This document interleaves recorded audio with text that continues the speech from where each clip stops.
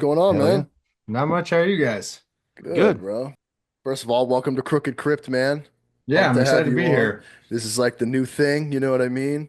Yeah. Um, we had Rob on for the last little bit of Check the Candy there, but we've switched it over, switched the title name and the brand and stuff like that. By the way, this is my buddy Dylan. What's up, Dylan? Elliot, how are you, man? Good. How are you? Good. Yeah, I've seen you guys on. I've seen like a couple other episodes. Obviously, then I watched Rob's and just talking about Crom. And so the fact that you guys invited me to be on here is super fun. Yeah, absolutely, dude. We got a lot. Me and Dylan both kind of nerd out on this type of stuff. You know what I Yeah. mean? Like with camera work and cinematography and lighting and all that kind of stuff. So this might be a little bit more of a nerdy episode with, just trying to learn a little bit about what you do, you know? Yeah.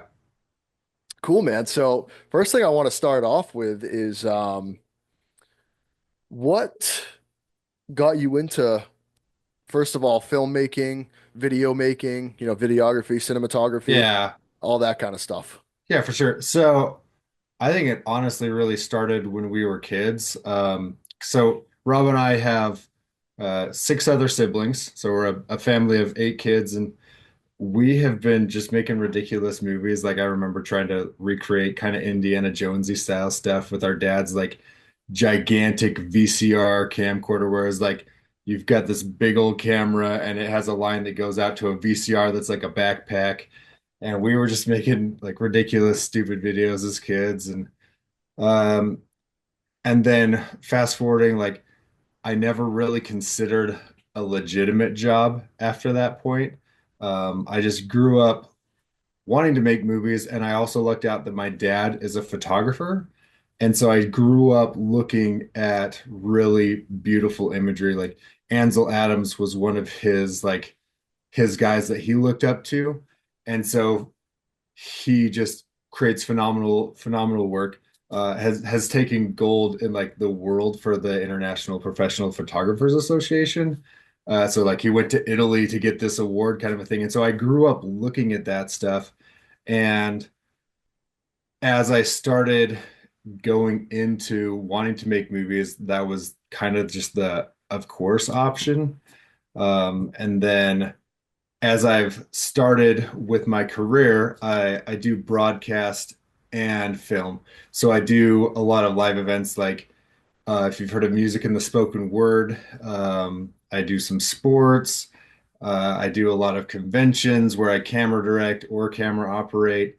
And then I also do the film side. And they kind of like they're different. They've got some similar stuff, but they all like they help me do what I do better, I think. Awesome. Yeah, do you it's interesting with um filming sports. Are you a sports fan or no? A decent amount. Like I don't hardcore follow most sports. Honestly, the biggest ones that I follow are rugby and lacrosse. And like I watch football if I'm like with my brother-in-law or something like that. But um, I definitely like I spend more time with it during the time that I'm working than not because life just is busy, you know? Sure, sure. Yeah, I was just wondering if there was any like type of connection there where if you were filming and shooting sports, if you had to have some sort of idea of how everything works in order to get the best shots you want, or do you just Yeah. go off you know, your work standpoint of No, getting the right it's shots? it's definitely an advantage. And I'm a little bit lower tier. Like I don't do a ton of sports compared to some of the people I know that work for ESPN and stuff like that, that they're consistently doing sports. And the way that you honestly know that a play is really good is if the camera operators get faked out, because most of them are hardcore sports fans. Like they know basketball, they know football. And if you get faked out in that, then it's kind of a big deal because they're more prepared for it. So with me shooting mostly rugby, that's one of my favorite sports to play. I started playing that after I served a mission in Australia, and then I grew up playing lacrosse. And unfortunately, there's not a lacrosse team that plays here consistently that does broadcast, so that's a little bit harder to do. But like I love those two sports, and so it makes getting into shooting that kind of thing a lot easier. Cool. How about as far as the equipment you use, is it a lot different shooting some live event like that and using different lenses and different cameras compared to when you're shooting a film? Like I'm just Very, yeah, I'm just oh thinking dude, of it's the it's action part, very different Yeah. actually. So sports, you have kind of a variety of lens. You'll have the handheld guys that they've got a wide angle lens, and then you'll have the what we call as a build up or a box camera that they've got a lens that's like this big and it's a big box and you hook it on your cameras and it depends on the one, but kind of a typical one they equate to like a 25 millimeter to like 200 or 300 millimeter lens, and a lot of them have like a really wide open aperture, so it's like a 1.9, and it's it's all hooked up to a broadcast truck, or sometimes you'll do wireless, but you have somebody in the truck that worries about color and iris and all that stuff, and then I'm framing in focus and following the action kind of thing, and then listening to the director to find out what he's looking for, so that I can make sure that I'm getting that story. And then you're also listening to the announcers. So if they have a story that they're talking about, you can follow that story. So there's a lot going on. Yes. Which is That's kind a of lot Yeah. cool to because then juggle. you go to the film world and then there's still a lot going on, but maybe it kind of Yes. helps you manage it in that sense where a lot of people talking in your ear, you're talking into other people's ear, and you can still kind of, you know, Yeah, it's a different ball game because because the sports there you also have like a guy who's managing like, oh, we got to play back this and play back that, and then we got to go to commercial breaks and all that kind of stuff. Um, so it can be very hectic for the 1 to 3 hours that the game lasts. Uh, Film is obviously kind of a steady grind kind of thing, and then the cameras are built just for capturing the image, whereas a broadcast camera, it's built to you've got a line that attaches you that does that color and stuff, but it also brings you calm. It brings you returns, so I know what's live at all times. So I'm like, oh, that guy's shooting this. I need to shoot something else. Or if I get up and run now, I'll be in the shot, which comes into more like music and the spoken word, which is it's a half an hour broadcast that they do every Sunday for the LDS church. And I love that one because it's super technical because everything's timed to the second. It's like, all right, you've got shot 10, shot 16, shot 32, and it's this long, this is what it's of, and you got to run and get there and try not to be seen by other cameras, which I think is really fun. definitely. And then So obviously with film and stuff like that, you're kind of on the fly the whole time, whereas filming, you're setting up shots, you're looking at yeah, we're trying to get those lighting. rehearsals in. We're trying to get the lighting to look the best that we can make it look, and play the best for the scene. And just it's it's a different kind of art. That's all I can describe it. It's the biggest difference that I like to say is that broadcast you get one chance and then it's over. Like if you didn't get the shot, you didn't get the shot. And then film gives you a chance to practice a little bit and try and create something until you get those extra chances to be like, oh, we didn't like this or we did like this. Let's try something a little bit different. Right.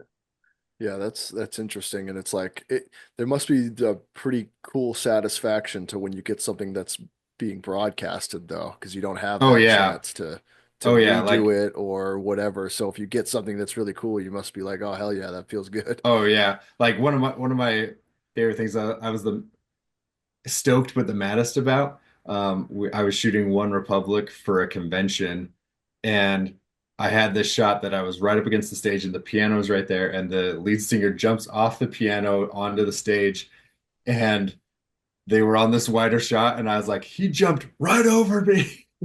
And so like I loved it, but it like never made like saw the light of day. I'm just Oh like, oh, man, it is what it is though. So that and sucks. as an operator, I'm just doing my best to give the directors what they want, and if they don't take it, they don't take it, and you just kind of have to accept that sometimes. Yeah, because you probably don't get to keep those shots, right? You're not necessarily the one recording, so you're not. No, That sucks. and sometimes depending on like if it's a big concert that like they're just coming to town, then like get recorded or whatever. But sometimes it's like they're coming because a company hired them to come there.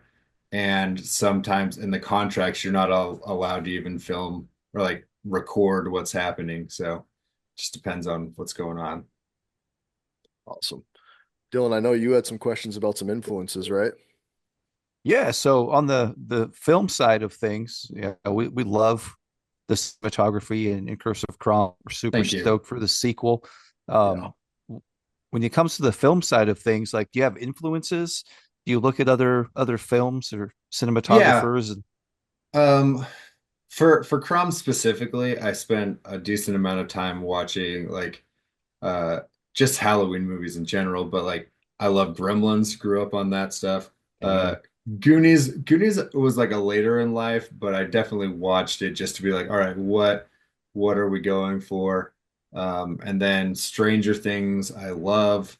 I even watched Hocus Pocus because I was just trying to get a broad general feel for how Halloween films or scary films do this because I don't delve into the super hardcore horror stuff. Like I've seen The Ring and some of those like a little bit creepier films, but like it's just not my jam. Whereas this like kind of goofy horror stuff definitely is fun. So um with preparing for the first Crom, I wanted to be like, all right, how do I want to approach this? And with talking to Rob, we wanted it to be very 80s feel. And so I actually leaned a lot on Hocus Pocus just to be like, okay, light is doesn't have to be motivated. You can just pick weird colors or whatever, and that helped develop the look of the film. And then my gaffer helped develop that as well because he brought this a gel with him that's called Blue Still, and it's got that bluish green color. It's similar to what you see back here, that kind of became the color that shows up anytime Crom is there. And I really liked playing that with that. We also do a little bit of that with some of the new monsters. We have Crom's color, and then did Rob talk about pukas at all with you guys? yeah, a little Yeah. bit. Yeah. Yep. So the pukas have their own color that's a little bit more this yellowy green. Uh, and I just had fun like bringing that into the whole film and just playing and having fun. Yeah, that's cool because like especially with like 80s style movies and like those old school like kids horror movies and stuff like even adult and more brutal stuff, but like there's always stuff like that. Like you could play around with the color. It doesn't have to. I feel like a lot of movies nowadays, especially in like these really indie art films and art house movies and like all this stuff, it feels like you can play around with that a little more. And then there's like the big studio stuff that like everything has to be from somewhere and have like an explanation, Yeah. or it's not going to make sense to the viewer. Whereas back in the 80s and stuff like that, you had these people playing, like, for instance, like smoke and fog is in like every Yeah. movie and it might just come out of Oh yeah. nowhere. Like it's not Yeah. necessarily It coming from anywhere, you know? and with Crom and Crom 2, it kind of comes all over the place because Yeah, shooting with fog or like with haze is super complicated because of like the wind is shifting and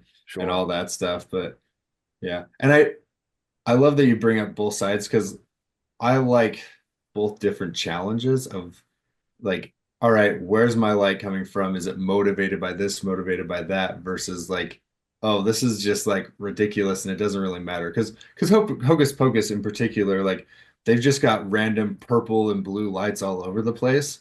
And so I was like, okay, like that's kind of cool. And I didn't do a ton of that, but like as far as just placing random lights, but I tried to lean into the side of like, all right, it's Halloween.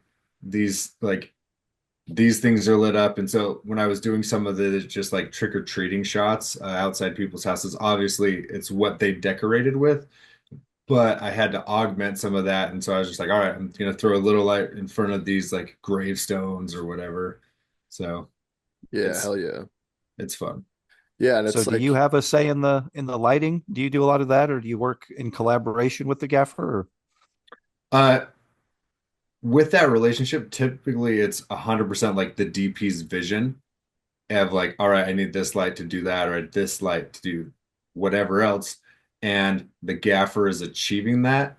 And it depends a lot on the different relationships as far as like who's picking the gear exactly. But I lean heavily on my gaffers because they know the lights better than I do, as far as which light they think they should pick.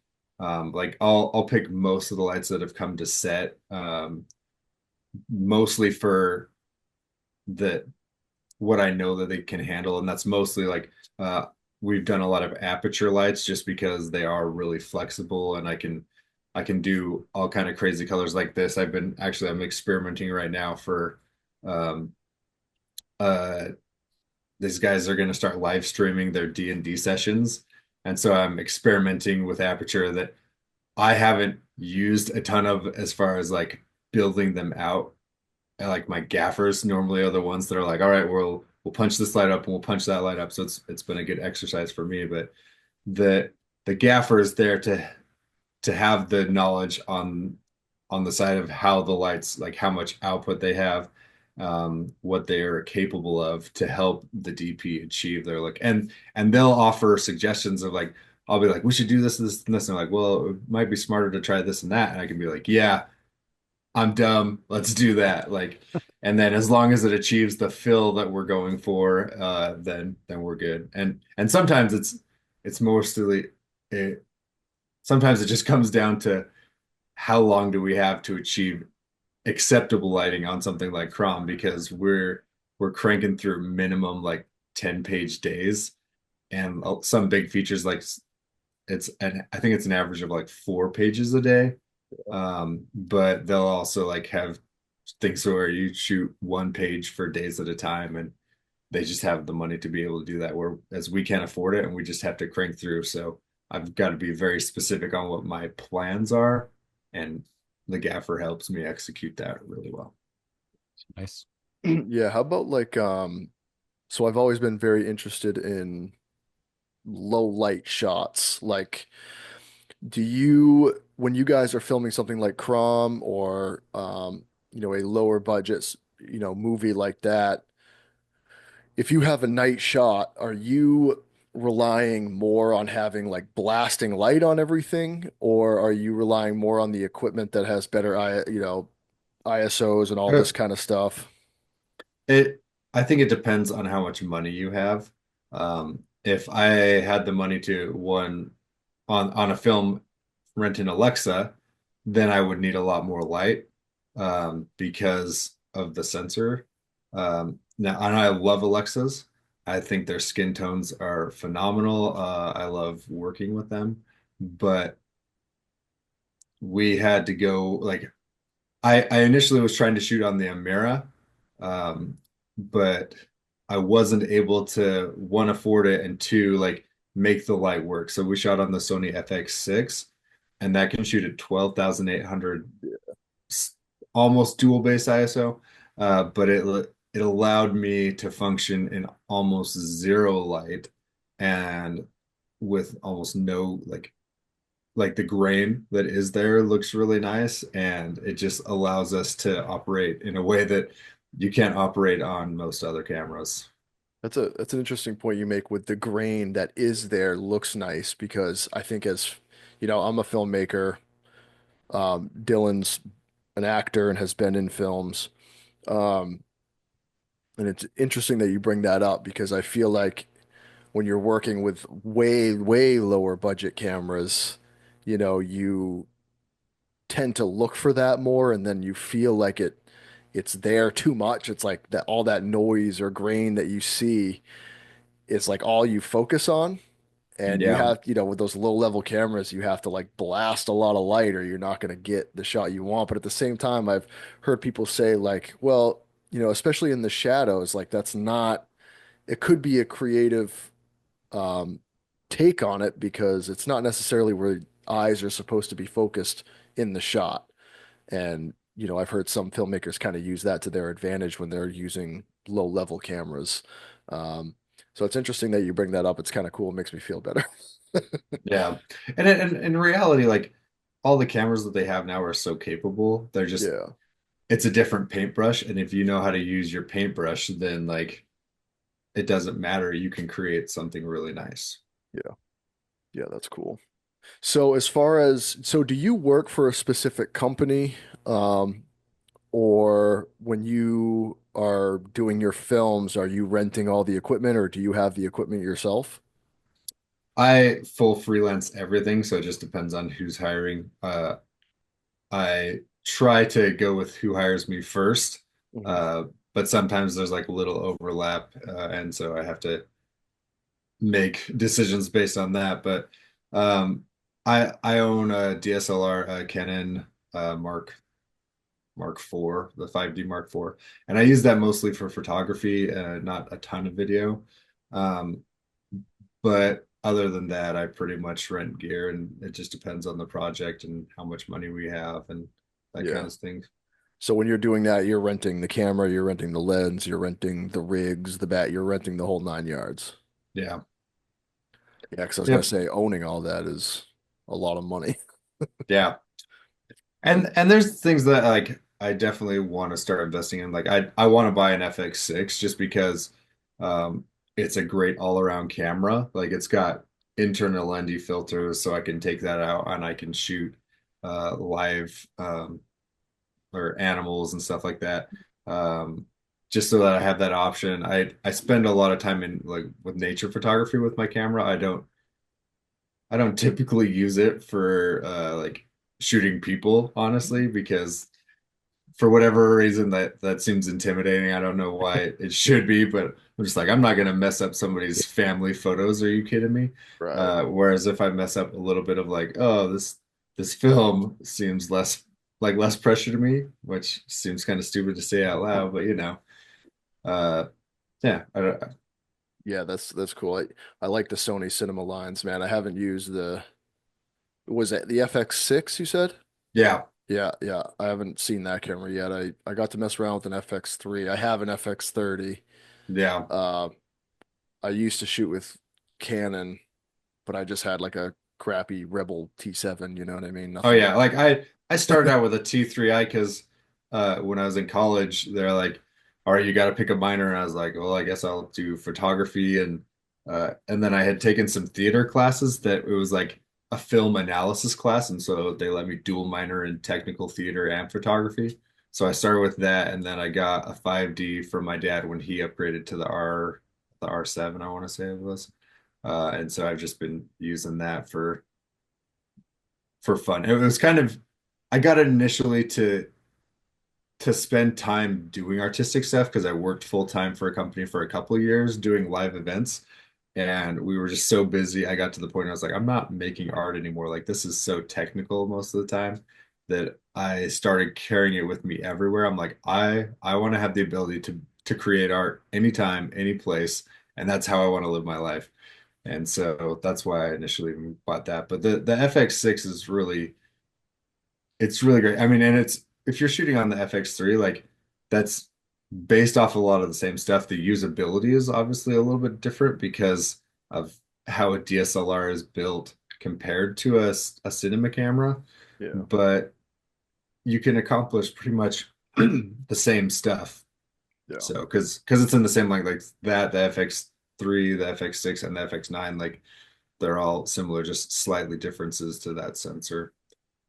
And when you're working with your camera and you're on set and you're, looking at your field monitor, are you applying LUTs right off the bat to kind of see what type of color you're working with, or are you shooting Yeah, in flat profile and then putting that over to just kind of see what the light is doing, or are you just like confident in what you have set I up? I I have a couple of different LUTs. It's like I'll have one that's 709. I'll have one that's built for the film if I can.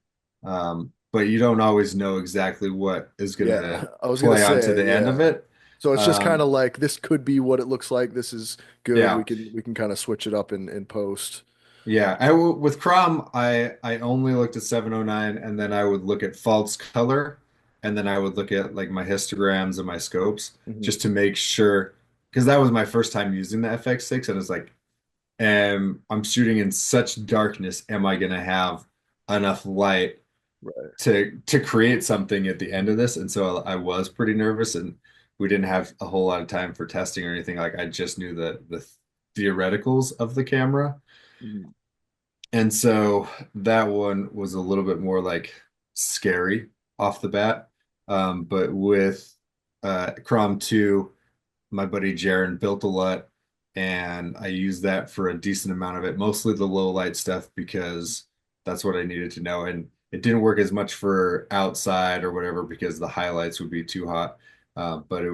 I would just use a 709 LUT during that, and then I would look at false color. And then I've got a buddy that he built this super cool LUT that functions as like the a really, really accurate false color because sometimes you can have fluctuation in that, or it's like Sure.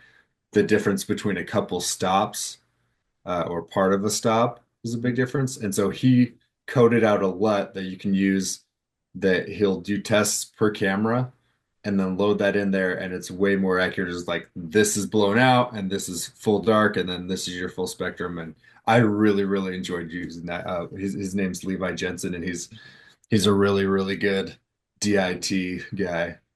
Cool.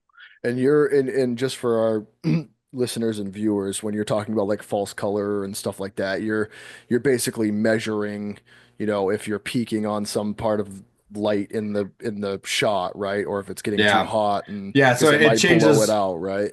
Yeah, it changes all the color within your frame to it makes your frames look really crazy because it's like skin tones are in between like a gray and then a like light pink color, and then you'll get some greens in there depending on skin tone.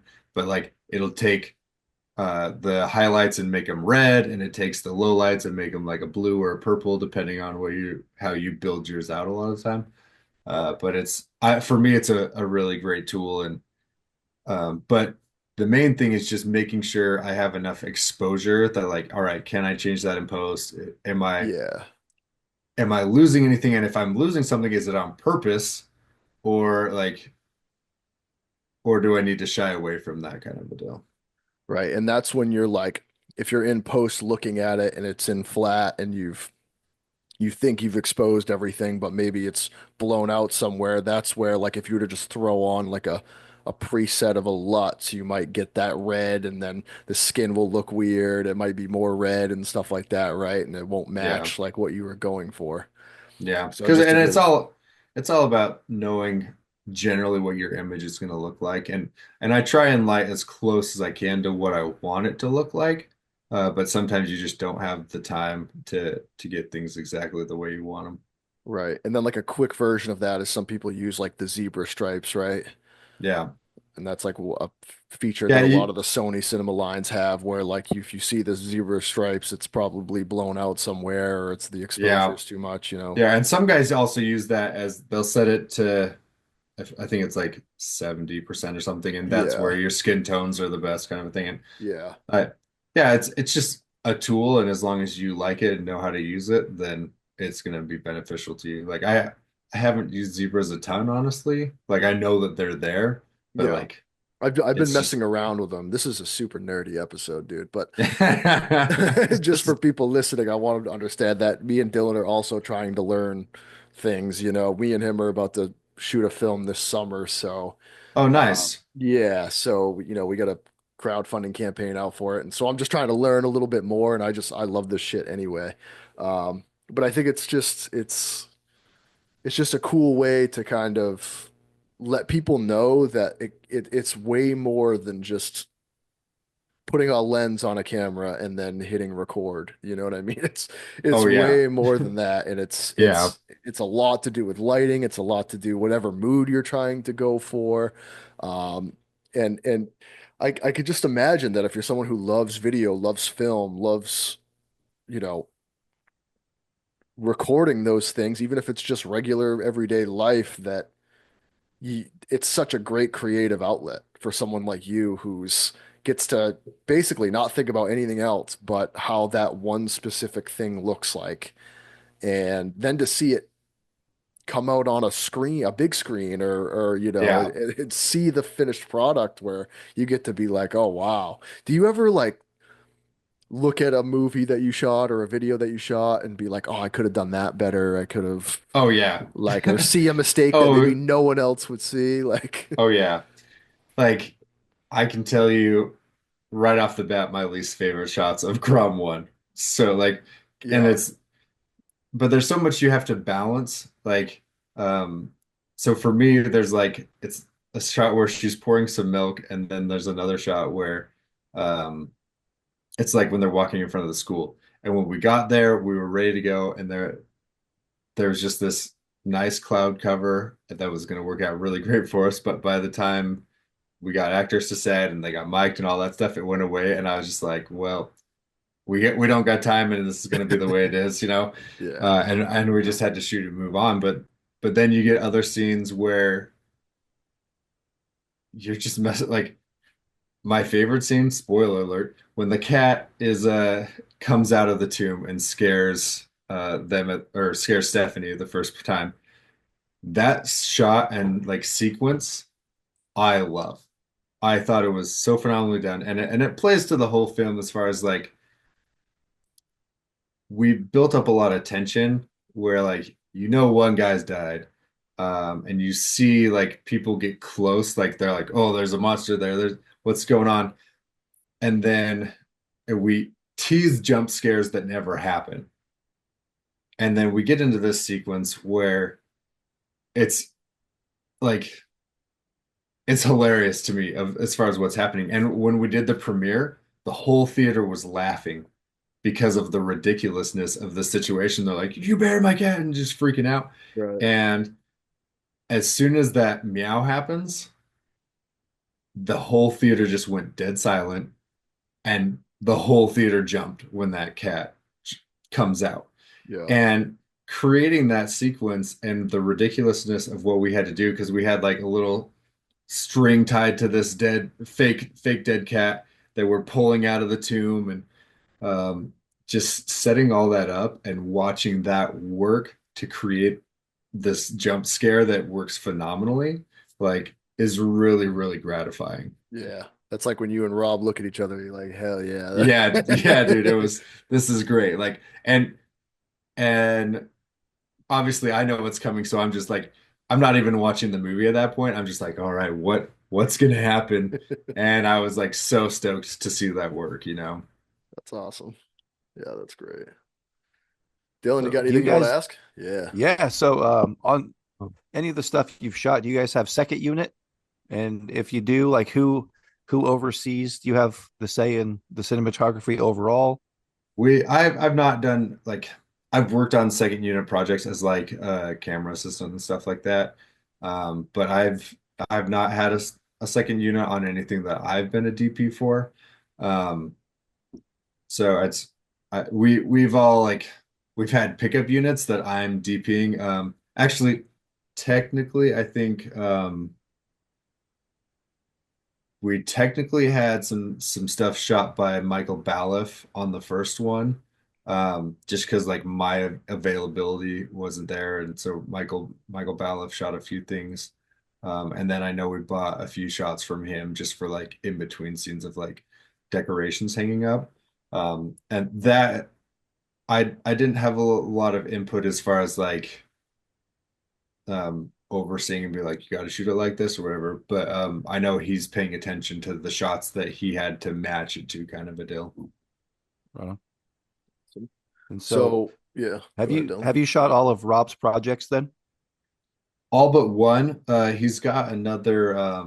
It's kind of a sci-fi one that some other guys wanted to produce, and they picked out of a couple scripts that Rob had written. And I was gaffing that one, and then there was some COVID stuff that happened, and I camera operated the rest of it after that. And then the DP was more like the DP gaffer, and so he did a lot of lighting. And that one hasn't been released at this point, but everything else of Rob's I've shot. Okay. He's so good, man. He's got good stories. I love Yeah. talking to him a lot. Oh, dude, I love his writing style, and I remember like when I got into Curse of Crom 2, I was I was just laughing. I was like, because like it's a horror movie, but it's more of a buddy comedy, Yeah. And Yeah, so that's what he was saying. he got to write in a lot more funny stuff, and a lot of that happened because of how the actors worked in the first one, of just how well Tanner and Stephanie and them, or Monica, um, and Chelsea and Ari, like just played together. That like it became a goofy movie. Oh, and Halem, I can't forget Halem. Like, dude, I freaking love that guy. He's it's like Absolutely. having The Rock on set, but I know it like, really is. And he's Yeah. and he's he's and he's like he's worked with The Rock a little bit, right? Well, not maybe yes, right yeah, directly with him, but he's been his he double, right? yeah, he was a stunt double. So he's just got a lot of those same mannerisms, but Yeah. then he brought such a nerdy quality to Steve's character that I love, because it's like you don't assume that he's going to be this guy that dives headfirst into the history of Ireland and Halloween and just owns how much like yeah, I can't even describe how much I love Halem's character, because like when you see him for the first time and he's got the antlers on, he's just like, Yeah. "What are you guys doing?"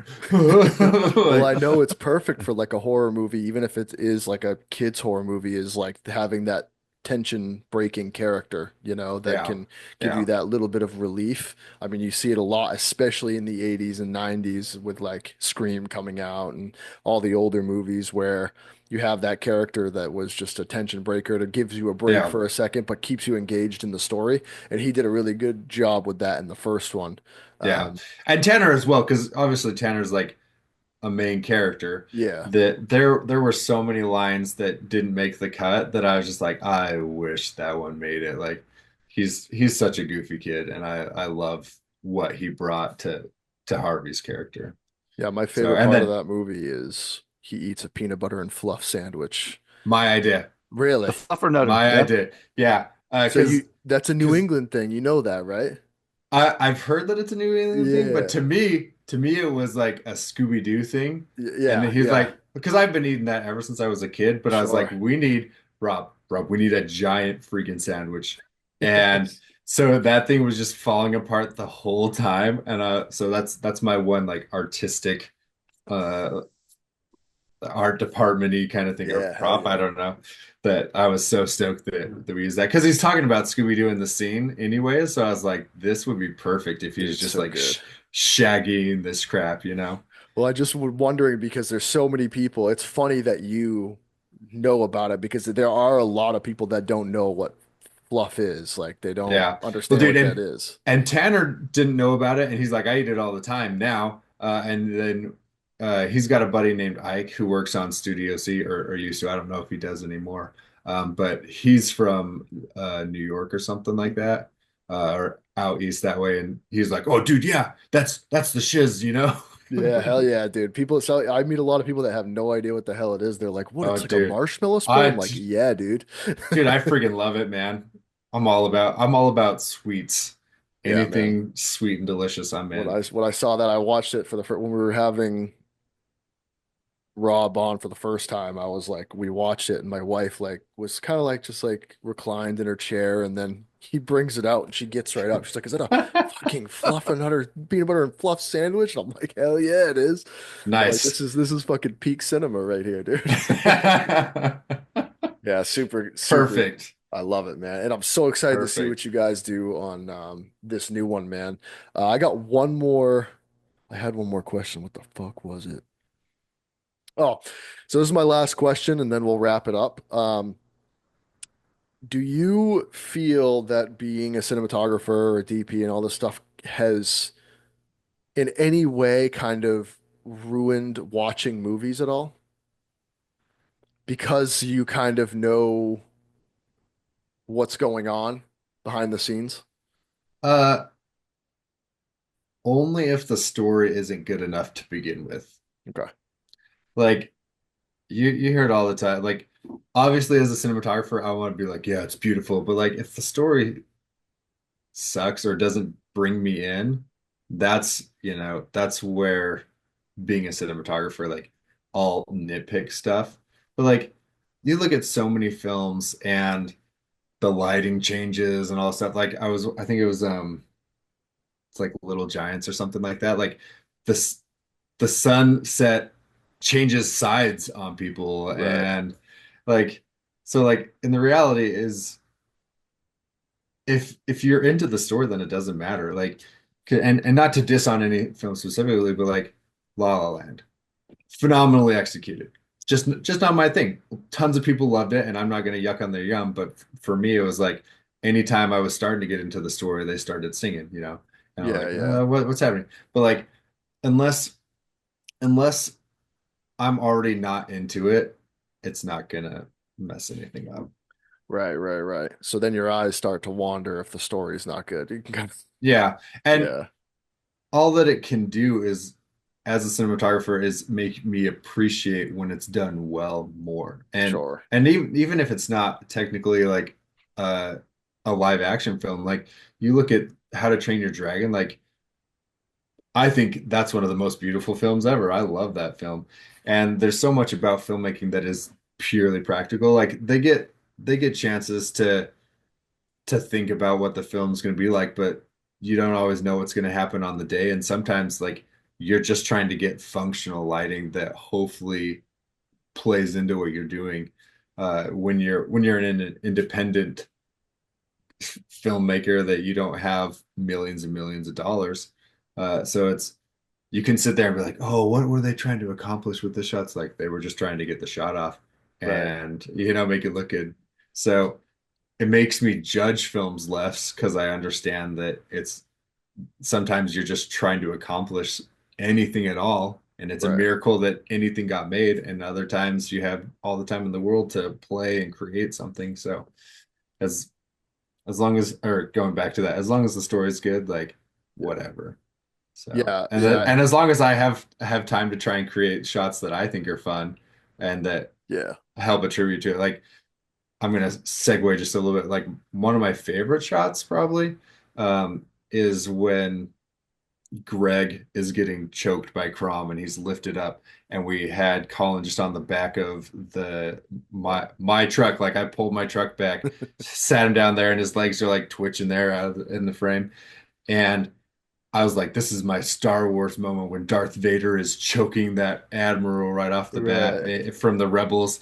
Like, and it makes the film a little bit creepier because they're like, this guy's just floating there in the air, and it's part of the amazing thing that you can accomplish with movie magic, and that's why it's called that, is because you can create really amazing things with the most ridiculous setup, and yeah. nobody knows the difference unless you tell them how you did it. Yeah, that's what's so cool is you go you if you were to just be a fly on the wall on that set and you see a guy like just kind of sitting on top of a or standing on top of the back of a pickup truck and someone filming it, you'd be like, if you don't know How's anything that about gonna work? movies, you'd be like, this movie's Yeah. gonna suck. You know what I Oh mean? yeah. But Or the scene from the Kickstarter that we did where Stephanie's digging up the dead cat, yeah, that shouldn't have worked. right. Like by all accounts. So when we're looking up at her, she's on a picnic table that we created the set up against that's like the dirt set, and me and Rob and I were like, oh, we got to make dirt and make all this work. And then there's a guy on the top of a ladder, and he has to spray a garden hose that I brought from my house. And it's like, you have to spray it this way exactly, otherwise it won't look right. And that's how it looks like it's raining. And then I had to like strap a tripod to a ladder and like have all this Jimmy rigged stuff for the angle looking down at her. And then we're raining off the top of that. Like when we were first trying to make that, I was like, this is, oh, I'm so nervous that none of this is going to work. And Right, that's like, we didn't even shoot that scene again when we got funding for the feature. Like we're using that because we like it enough. right. And So it's cool how accidents can happen that way as well. Like you see a lot of, especially in low budget indie movies, is the sometimes the accidents kind of create something on screen that you're like, oh, I did not expect that at all. You know what I mean? yeah, And it ends yeah. up working. Like I had one scene in one of my films that I basically ripped this guy's face off, but I only had this like really shitty prosthetic of like basically a guy's face with like the skin ripped off, right? And so Yeah. it was like a shitty mask, and I just cut out the part of where the skin is missing and then Yeah. placed it on the actor's face. And I was like, this looks terrible. I was like, you can see where like the redness is like just off of his face a little bit. And I Yeah. was like, oh, this might not be good, but it's the only thing we could do. And when we shot it and I went to edit it, the way the camera caught it and like the way it was in focus, it actually looked like it was inverted. Like, Oh so it yeah. actually made it look more like where it met his skin, the skin was like up a little bit more. I was like, oh my God, it actually looks way better. I was Oh like, yeah, that's this dude, is that's crazy. unbelievable. And That's it's just like awesome. just accidents like that that, you don't know you have, and then that's movie magic as well, I think, you know. Yeah. Cool, cool. Dylan, you got anything else? No, like I said, we're big fans of your work, man. You shoot Yeah. beautiful films. Dude, thank I've you. seen, yeah, super excited for Crom 2. I think it's great. I'm super stoked to get a chance to talk to you and kind of, yeah, nerd out a little bit. Yeah. You know, Well, this thing. dude, I appreciate it a ton. I was stoked to get to come on here with you guys because when I watched the podcast and Colin asked if I had been on here and you guys were talking about it, like I was just like, I like that opportunity because I haven't done like a podcast or anything like that before. So I thought it'd be really different and also just be like the look of that film, like obviously I worked my best to make it look good, but there's also so much that's luck as far as like because you mentioned how it just looks like Halloween because you said it like the opening scene is like Yeah. your favorite, Well, and so much of that just happened to be luck of timing because like we got greenlit like 2.5 or 3 weeks before we started shooting, Right. and we weren't sure if we were gonna make it, but like all the leaves changed colors at the perfect time, and it's like you can't fake that crap. No. Like so I was super lucky that happened and just being able to go out there and then frame out what's beautiful because that's the other thing is that if you have beautiful stuff to shoot like or stuff that looks Halloween or stuff like whatever it is like that makes lighting things like almost negligible sometimes like I would like obviously if there's a face there or whatever like you have to do the work and put in the time but like when you've got beautiful stuff to shoot things look beautiful. Yeah, just hit record, man. Yeah, that's one of my dude. It is honestly one of my favorite openings of like any like movie like that because it was Awesome. just so beautiful. It reminded me of Halloween immediately. I was like, this is like what yeah. what? This is Dude, unbelievable. thanks. Oh, well, and then like Rob, when we were shooting other stuff, Rob had like a bag of leaves that he's like, "I'll run out, put these Yeah, leaves I out here. Or remember him here's a saying here's that. a pumpkin." And so it's That's a just good like that's a good whatever idea, you can dude. do, Yeah. yeah, whatever you can It's do a to make it it's a feel Halloween. That's a great So, idea, man.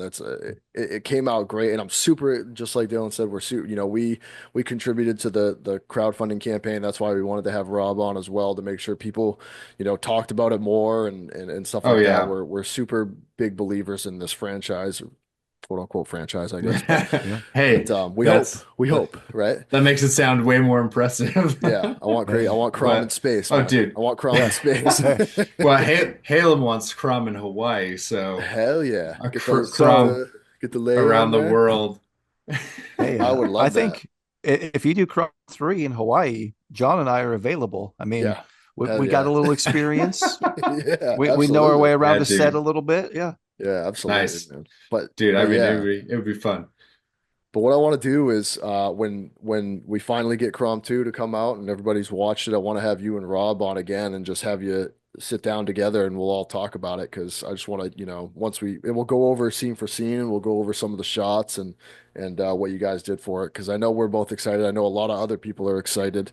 I know my wife's excited, and so yeah, it'd be great to have you guys Oh, back on dude. for sure.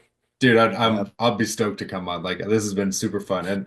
And I'm also like dying because like I can't tell anybody about anything that we've done. Right. And so it's like I posted a few things from like when we were in Ireland and stuff like that. Has Rob mentioned that? Can I say that? Yes, Yes. yes. Yep. Okay, good.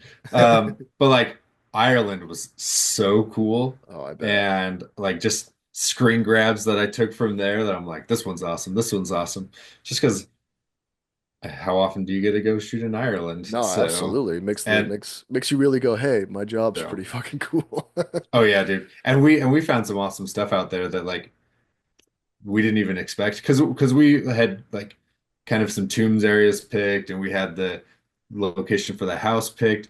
But when we got out there, these guys are like, "Oh, you got to go out to this tomb over here. Like it's one of the original passages to the other world, and like the origins of Halloween." And we're like, "What?" So we Yeah, went some in, we folklore looked, stuff. dude. Dude, Yeah. Rob and I went and we wanted to shoot at that one, but like it wasn't super practical because it's like a hole in the ground, and you Right, go in, and then it turns into this big muddy cavern, and we like I was super covered in mud when I got out of it. right. I this is a random change of story, but my my thing that I got to bring back from Ireland is a bunch of dirt because we were hiking up this hill to go to these other passage tombs, and I turfed it so hard, but somehow bounced back up, but my backpack and my pants were just covered in mud. Oh man, And so my backpack that I take with me everywhere with my camera, like it's got Irish dirt on it, it's got Hawaiian dirt on it, it's got that's my I can't even think of the word. that's cool though. But my thing that I get to keep is dirt from Right, all over the right. place.